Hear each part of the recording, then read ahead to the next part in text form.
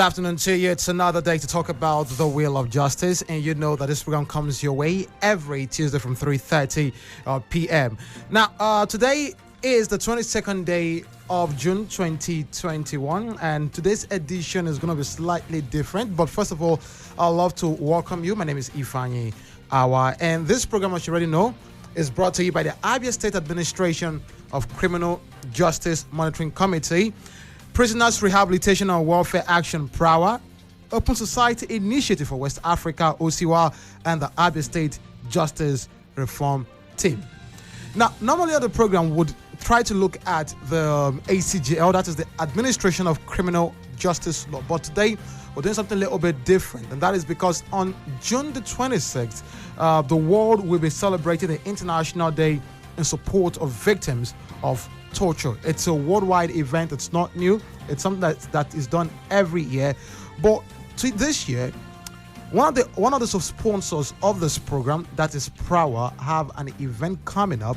We're going to be looking at the issue of torture, which is a very huge issue, especially in this part of the world, actually, because it seems to be happening more around this part of the world. But first of all, let me introduce my guests this afternoon. I'd love to start off with someone we are actually familiar with both of them. Actually, they're always here a lot. It's good to have them yet again right here in the studio. I'd love to, first of all, introduce Barrister Uche Nwokocha, who is a state coordinator, Human Rights Commission. Welcome to the studio yet again. Thank you very much. You are welcome to the program. All right. And also, someone who, whenever he's on the program, you either hear his voice or not, but he's always going to be around. And he is representing PRAWA. He's actually the Associate Program Officer, PRAWA, Abia State, and that is Kelechi Imo. Welcome. It's always a pleasure, Ifeanyi.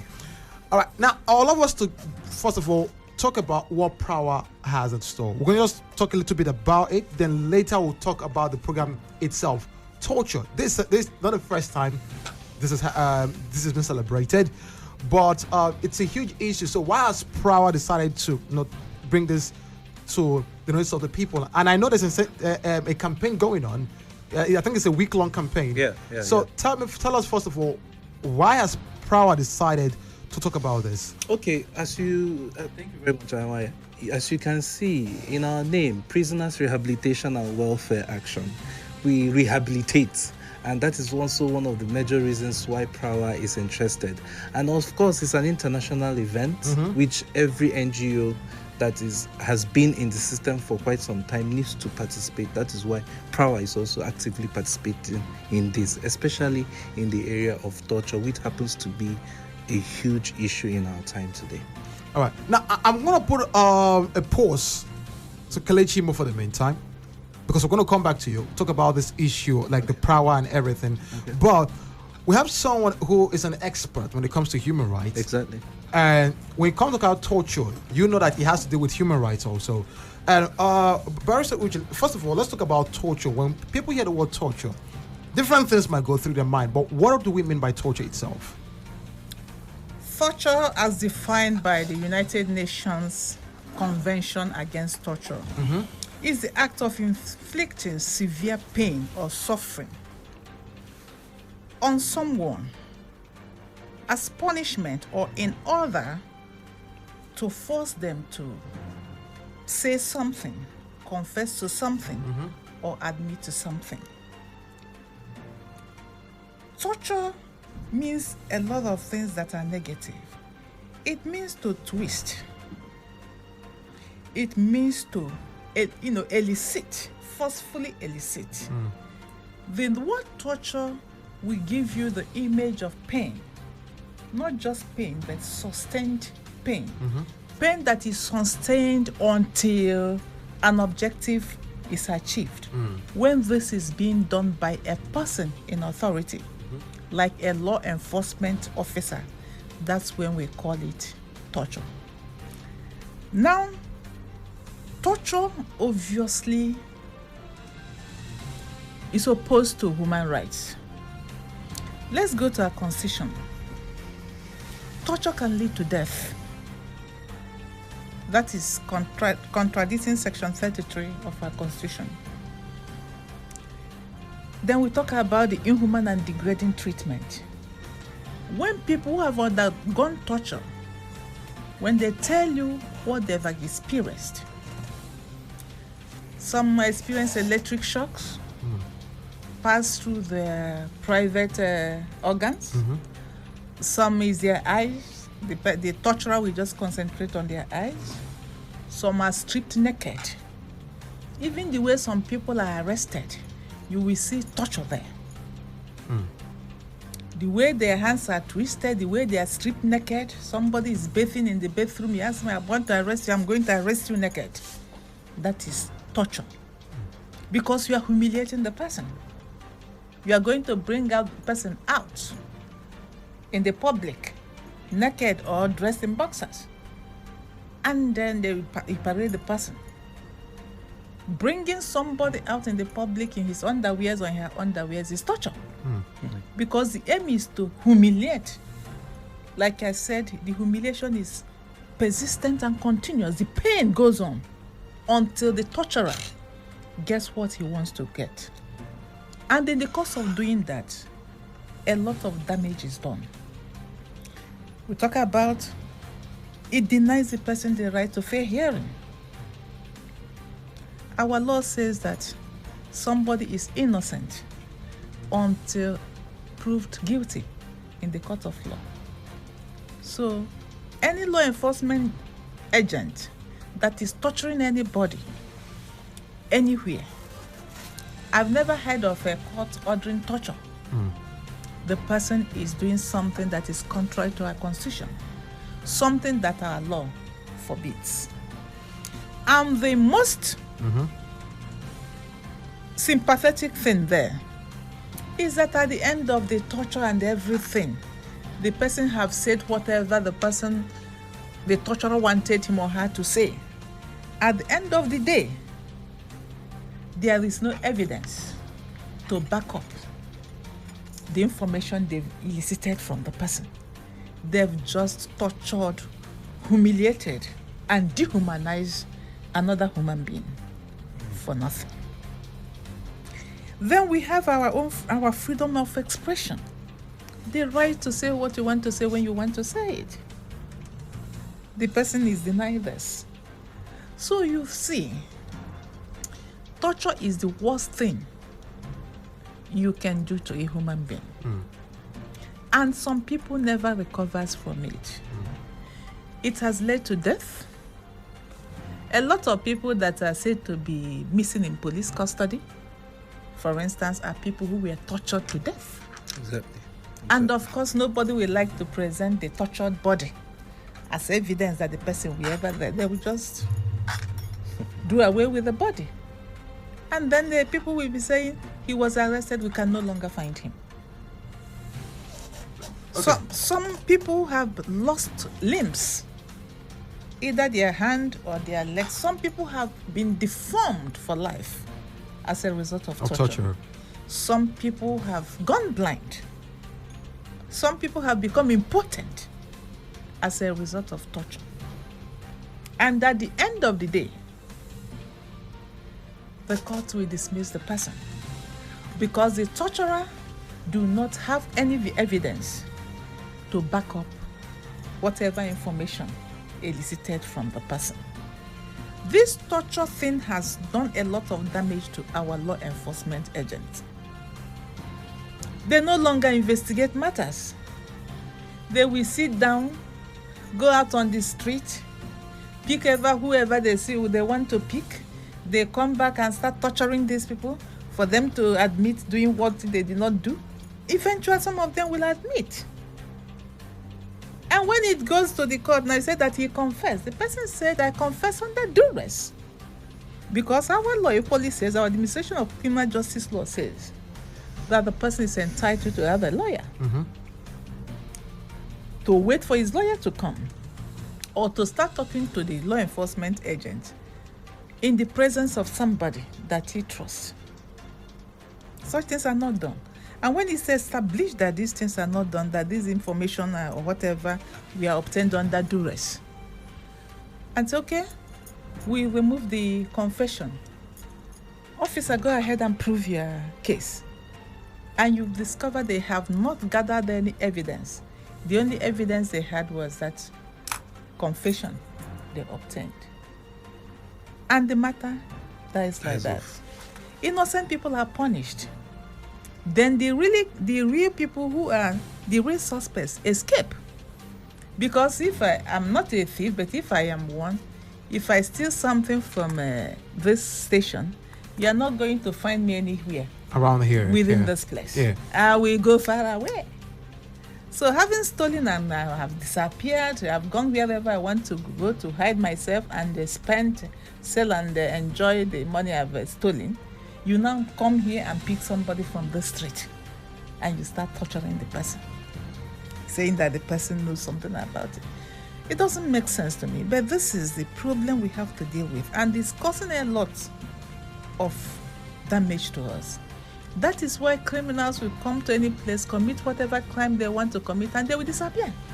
And nobody is looking for them. The truth is that nobody is looking for them because some people have already been arrested. You can't say you are looking for a suspect when you have already announced to the whole world that you've arrested the suspect. You can see the drama that is playing out on a typical example is what happened to Mr. Gulak. Yes. Mr. Gulak that was killed in Owerri. Before you can say Jack Robinson. They already have suspects. The suspects have been arrested, some of them killed and some of them and why should somebody kill somebody and go back to the next citizen to go there and stay? It doesn't make sense to me. But you can see by saying that Restored. that investigation has been completed. You cannot say that the law enforcement agent doesn't know what they're doing. But that is why torture is one reason why crimes are in decrease. Because the actual people that commit the crimes, the moment they commit any crime, they're not fools. They will disappear. Then people will be arrested. And once you have announced that you have arrested these people, you cannot arrest people and they've confessed to the crime. Then you come then and pick another person and say the person committed the crime. That nobody will do. Nobody will accept that because you've come up to say you've already arrested. And what this means that crime keeps increasing. Our law enforcement agents are, they are overworked, but they're getting more and more boxed into a corner because of this torture thing they've started. All right. So, I wish they can stop it. All right. So, just to, I want to bring in a case right now. Some persons who might be the supporters of the torture system might argue that how can you get out the truth from a suspect if you do not torture the person? So what will be the argument against this? You cannot, because the person is not this actual suspect. It is somebody that you picked up randomly on the street. You can't get the truth out of him, even if you torture him. Because he has told you the truth, he's not involved. If you go to the Ministry of Justice and you see the number of files where serious crimes have been committed and somebody is randomly picked up, there is nothing to go on. No investigation is done because they have a piece of paper where they say they've written the confession. And the unfortunate thing is that after some time, the law enforcement agents, they'll get angry. They say, we have gotten a confession from him, and then the court let him go. The court cannot convict somebody based on confession that the person said was obtained under duress. You must find something else to back your confession. You must get other kinds of evidence. But the moment they get this confession thing, they say, oh, well and good. We've done our job. But it is not it. It is doing a lot of damage to us and is causing a lot of damage to our people, particularly our young people. A lot of them have been damaged. A lot of them have suffered so much. A lot of them they're living a life of dependency instead of staying on their own because of torture. That's the impact now. The torture can cause physical injury, psychological, emotional. The person may no longer be himself. The person for the rest of the life may become useless. And what do we do for people that have faced torture? You see some people after they have faced torture and all this inhuman and degrading treatment, somebody will just come and sign a bail application for them and say you can now go. When we invite you again, you come. And the person goes on. Nobody talks about treatment, because somebody who has been in such a situation, the person needs treatment, physical treatment, medical treatment. The person needs counseling. The person needs what we call a psychological re-engineering. A lot of people hate our country because of their experience of torture. Look at what happened during NSAS. People now see our frontline intelligence men, the policemen, as enemies. We keep telling them police is not your enemy. They will tell you no, the police is. Because of what? Torture.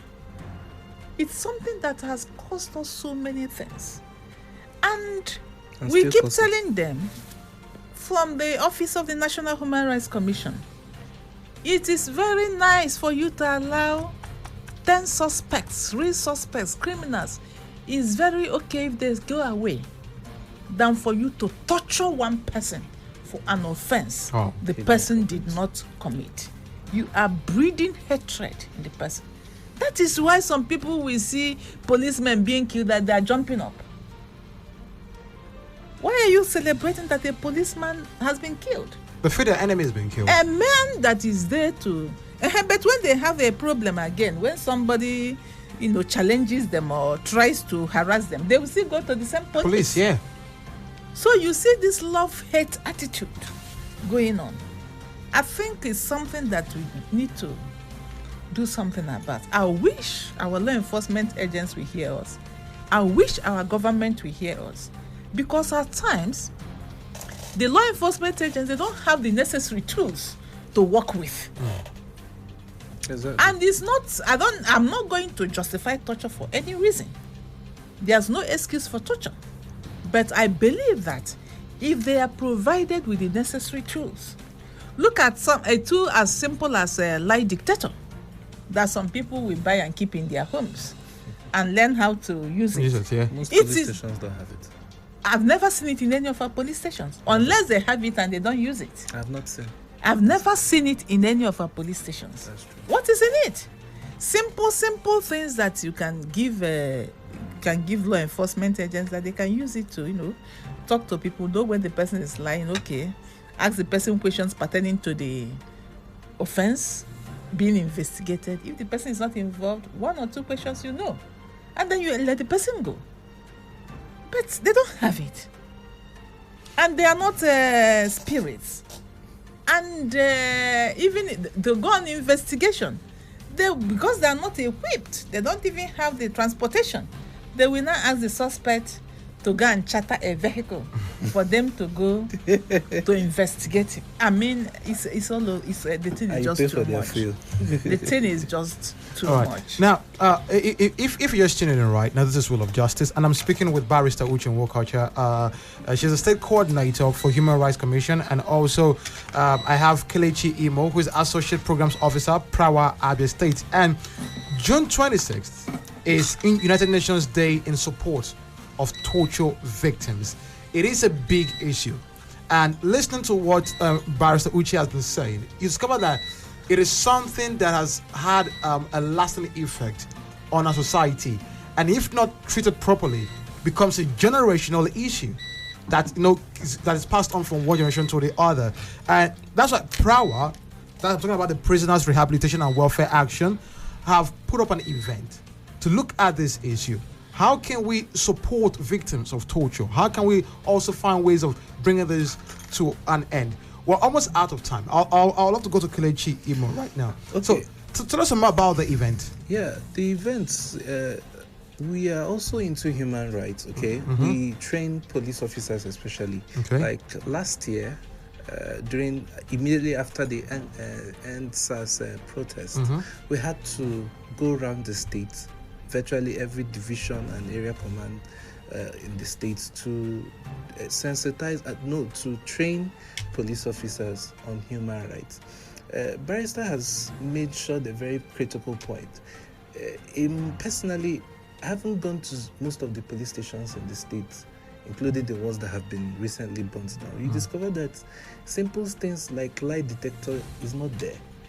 It poses a big challenge. And when you don't have these things, the law enforcement people would use every other alternative in order to extract truth from the person. And most of the time, experience has also shown that they make some of these statements out of duress. It's not always the truth. So what Prawa does is to keep sensitizing the public and also train law enforcement, when I mean law enforcement, all of them, military, police, all of them, on human rights, so that you don't abuse, especially in the areas of torture. June 26 also focuses on drug trafficking. We try to discourage, like if you go into the social media and every other platform, you discover that every day you see people are being caught at the airports with all manner of drugs, cocaine and the likes. So June 26 is for advocacy. It's a UN platform that has always been there for years. So what Prawa does is to sensitize, especially young people, elderly people who go to schools. Like, for example, this week we've been to different schools. We are going to Ibeku High School, I think, on Friday. We'll be to Afra Technical tomorrow. Okay. I saw a couple of pictures, actually. Exactly. So to talk to our young ones, especially for them to be aware, because information is power. Information is power. And in the area of torture particularly, because we know that torture is always committed by those of them who are government agencies. Those who have the power. Those who have the power, exactly. So we try to go to them, to train them, and to have a kind of reorientate what they already have. So that's what Power does. So I know this is a week-long event, just like I said. Is there a seminar happening for this? Yes, it will happen on Saturday. Yes, it's going to be a Zoom with the United Nations. Yes. Okay. Is it open for everybody? I can't say for sure for now. All right. Now, well, we've got about 3 more minutes to go. But before we go, I want to come back to Barrister Uche Nwokocha. We've talked about the impact of torture. We've talked about support for persons who have gone through torture. But I want to go back to that aspect of someone who has gone through torture, or maybe you know someone who has gone through torture. What are the steps to take right now? The first step the person who has gone through torture can do is to report. That is the least the person can do. It is okay to say, this happened to me. That is where to start. Then, of course, the person can take the torturers to court. A lot of people have done that. And fortunately for us, just last year, the federal government ordered that states should set up panels to look into police brutality. Yes. From 2015 to 2020. To that 2020, within that 5 years, people came out to complain. But still, some people did not come out to complain. Because there is something torture does to people. It does to people, men and women, the same thing rape does to the victim. There is this self-hatred, self-blame. Instead of the person to now blame the person that tortured him, he will start blaming situations around him. If I have not gone out, if I have not seen my friend off that day, as I was coming back, probably the police wouldn't have arrested me. And once the person starts thinking that way, self-blame, the person will now find it difficult to actually say, this law enforcement agent did this to me. They will start feeling that they're guilty, contributed. Not that they did something wrong, but they somehow made it possible for the torture to happen. That is number one, self-blame. And it can be very, very dangerous. It has led a lot of people to suicide. It has equally led some others to form enmity with somebody who have absolutely nothing to do with it. To now start blaming the person who reported that his phone was stolen. Is it wrong for me to report that my phone was stolen? So if I report that my phone was stolen and in this office, and of course whoever has taken my phone would have gone away from here. Once I report to the police, look, my phone was stolen and there was at a Flow FM when it happened. They will come here and pick everybody here, and then they will start torturing them in order to find out if they can confess to stealing my phone. And then instead of people here now to say, these people, you are wrong for what you did to me, they will now transfer the hatred to me for reporting that my phone was stolen. Exactly. And they started creating this enmity in between folks, in families, on the streets where they live, in the markets where they trade, everywhere. And that is why some people cannot come out, because they no longer believe that the torturer was at fault. They are either blaming themselves or somebody else. All right. That is why they cannot even. Another one is shame. Some people are so ashamed when they discover what happened to them, that a good guy, handsome guy like him was stripped naked and marched around the street. They don't want even to come out to say it. Again, it does a lot of things to people. So, but the first thing the person should do is to report. You can report to National Human Rights Commission. Okay. You can report to PRAWA. There are other NGOs you can report to. Of course, the panel in Abia State have finished sitting, but if you report to us, National Human Rights Commission, the National Human Rights Commission has a panel that is permanently sitting at Abuja. And this torture thing, to listen to victims of torture and see how they can be compensated, and trace those who tortured them and see how those people can equally be disciplined. All right. Thank you very much, Barrister Uche. We're out of time. I wish we could keep talking, but I want to say thank you very much, Barrister Uche Nwokasha. She is the State Coordinator, Human Rights Commission. And also you can get to hear us some more on Fridays from at 1 p.m. right here on Your Right with David Oku. So for any other question you might have, because time wouldn't permit us to go taking questions, you can call in on Friday by 1 p.m. She's open to take all your questions concerning human rights. Thank you very much, Barrister, for coming. You're welcome.